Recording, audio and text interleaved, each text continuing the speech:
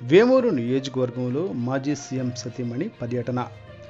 బాపట్ల జిల్లా వేమూరు నియోజకవర్గంలో రాష్ట్ర మాజీ ముఖ్యమంత్రి, తెలుగుదేశం పార్టీ జాతీయ అధ్యక్షులు నారా చంద్రబాబు నాయుడు సతీమణి నారా భువనేశ్వరి మంగళవారం వేమూరు నియోజకవర్గంలో పయనించారు.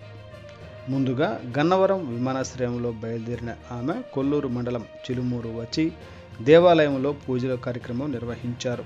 అనంతరం కరకట్ట మీదుగా కొల్లూరు వరకు వచ్చి దోనేపూడి, కోటిపల్లి, వెల్లటూరు, బట్టిప్రోలు వరకు భువనేశ్వరి కాన్వాయ్ తరలింది.